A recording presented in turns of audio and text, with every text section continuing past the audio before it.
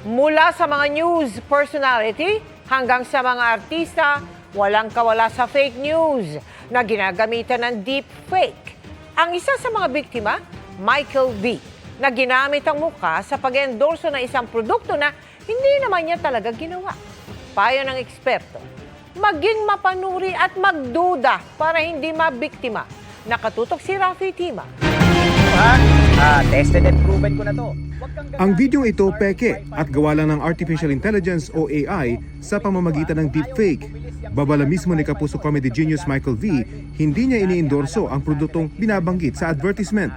Siyempre, na-alarm ka agad ako. Tsaka alam ko kasi maraming mga netizens, maraming mga mahilig sa social media na baka maapektuhan in a negative way, baka maniwala. Kaya agad gumawa ng vlog ang comedy genius para pasinungalingan ang kumakalat na video. Inireport na rin daw niya ang nag-post at blinak ito sa kanyang mga social media pages. Titignan natin kung ano ang gagawin niya. Kasi pagka persistent siya, pagka gumawa pa siya ng action at inulit niya, mukhang gagawa na namin ng legal action. Sa deepfake, pinag-aaralan ng AI ang itsura at tono ng pagsasalita ng isang tao para magaya ito ng tila totoo. Ayon sa isang technologist, mas nagiging mahirap na nga daw malaman ang deepfake sa totoong video. Kaya ang mga social media users dapat laging tamang duda. Pinakamainam pa rin daw na pag-aralan ang mensahe ng video. Tugma ba ito sa personalidad ng nagsasalita? At kung personalidad ang nasa video, makikita ba sa ibang platforms tulad ng television at radyo ang kaparehong endorsement? Kunwari, nanonood ka lang, nagbabrowse ka, tapos tinitingnan mo, kung hindi mo naman ine-expect na deepfake siya, hindi mo agad susuriin yung isang video. Kaya mahirap malaman kung siya ba talaga ay deepfake video or hindi.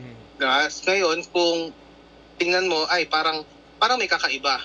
Fake din ang mga video ito na ginamit sina 24 Oras anchors Mel Tiangco at Vicky Morales para magbukhang nag-iendorso ng mga investment, kasama ang ilang malalaking pangalan sa pagnenegosyo.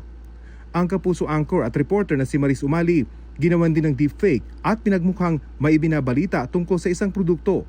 Ang doktor na ginamit sa deepfake video, nagsampa na ng reklamo sa NBI laban sa mga nagpapakalat nito sa social media. Yung mga pasyente ko mismo, naapektuhan din dahil ang feeling nila yung credibility ko ay puros nagbebenta lang ako ng kung ano-ano. So, naapektuhan yung reputation ko as a doctor. Natatakot ako na baka pag may nangyari sa kanila, akong mabuntungan nila. Ang Department of Information and Technology may ginagawa na raw para labanan ng pagkalat ng deepfake. Dahil sa mga peking endorsement, marami na raw kasing nagrereklamo sa kanila na napaniwala at naloko ng mga peking endorsement. Bukod sa mga telco, tuloy-tuloy daw ang pakikipag-usap ng pamahalaan sa mga social media platforms para agad ma-block ang mga peking endorsement na ito. Ang tawag po doon sa mekanismo na yon, geo-blocking, geo-locking. Yung same mechanism po ng technology na yan, yun yung sinasabi ko sa mga streaming platform at sa mga social media platform. Alam nyo, kaya nyo namang i-prevent yan proactively eh. Sa bilis ng pag-usad ng teknolohiya, hindi nga raw malayong dumating ang panahon na mga eksperto na lang ang makapagsasabi kung peke o hindi ang isang video o litrato. Kaya mahalagang suriin at pag-aralan ang mensaheng nakapaloob dito.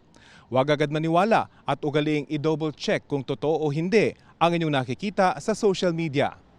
Para sa GMA Integrated News, Rafi Tima, nakatutok, 24 Oras.